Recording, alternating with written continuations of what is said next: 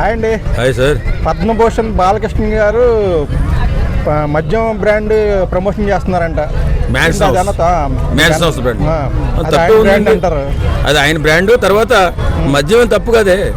ఇంత ప్రపంచ దేశాల్లో తాగనోళ్ళు ఎవరైనా ఉన్నారేంటి? అసలు ప్రభుత్వం ఒప్పుకోదు కదండి. బ్రాండ్ మద్యం అమ్మకాల మీద ప్రమోషన్ చేయడం ఒప్పుకోదు.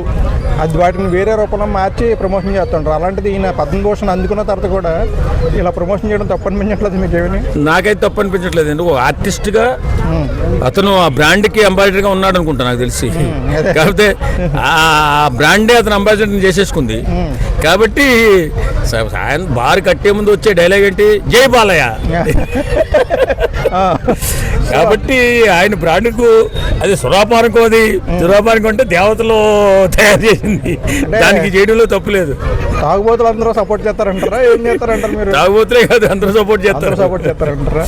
తప్పలేదు, తప్పుగా అనిపించలేదు మీకు? అయితే నాకైతే తప్పు అనిపించదండి. బాలయ్య బాబు వెయిట్ చేసిన తప్పు అనిపించదు. కాబట్టి ఆయన బ్రాండ్ అంతే. మరి పద్మభూషణ్ వచ్చింది, ఆ తర్వాత చేయకూడదని కొంతమంది ట్రోల్ చేస్తున్నారు. వాళ్ళకేం చెప్తారు? అంటే కొంతమంది సామాన్య కార్యకర్తలు వీళ్ళు నిజంగా తప్పుగానే భావిస్తారు. మద్యం అనేది ప్రమోషన్ చేయకూడదు అంటారు. ఆర్టిస్టుగా ఆయన బాధ్యత ఆయన చేశారు.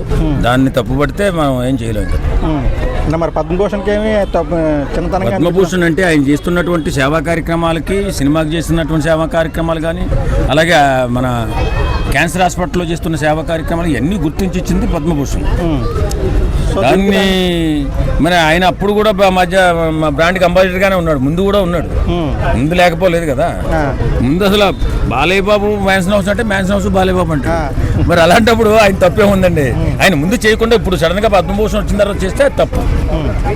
సో జై బాలయ్య దాన్ని కొనసాగించగా చేశారు కాబట్టి జై బాలయ్య. ఓకే అండి.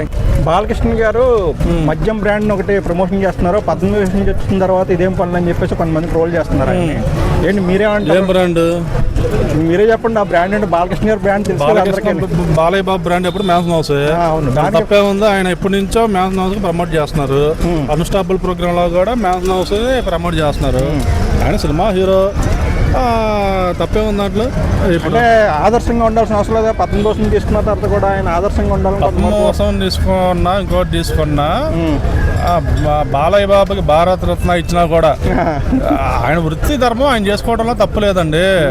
ఈరోజు ఆయన ఒక సినిమా హీరోగా, ఒక ఎమ్మెల్యేగా, ఒక బసవతారక క్యాన్సర్ హాస్పిటల్గా ఎన్నో సేవా కార్యక్రమాలు చేస్తున్నారు. ఇది దాంట్లో ఆయన వృత్తి ధర్మంలో భాగమే. మ్యాన్సన్ హౌస్కి ఇష్టం ఇస్తే తప్పేముంది? అంటే ప్రభుత్వం ఒప్పుకోదు కదా అసలు మద్యం బ్రాండ్లో ప్రమోషన్ చేయడమే ప్రభుత్వం అంగీకరించదు. ప్రభుత్వం ఒప్పుకున్నప్పుడు ప్రభుత్వం మద్యం ఎందుకు అమ్ముతుంది?